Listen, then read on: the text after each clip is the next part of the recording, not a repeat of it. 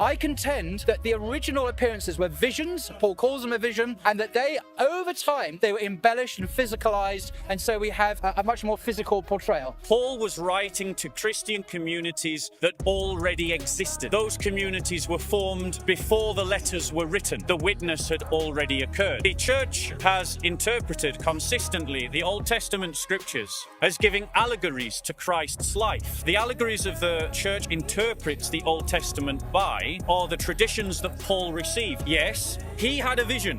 This is true.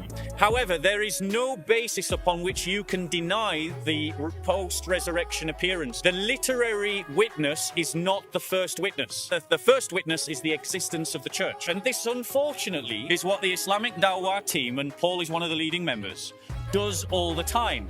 They selectively pick some verses and ignore other ones. The Bible is quite clear. The New Testament is quite clear. Christ died and he rose again. The Gospels state this very clearly. To try to argue otherwise using the New Testament shows a kind of intellectual dishonesty which sadly characterizes the Islamic Dawah team in their use of the New Testament texts. There's no dispute amongst any critical scholars that the New Testament teaches Christ's crucifixion and Christ's resurrection. And the problem with Paul's use of exegesis, not the Apostle Paul, is demanding that the text must be read in the most literal fashion and not allowing the different writers of the New Testament authorship and personality in their writing, and that's poor textual criticism from Paul.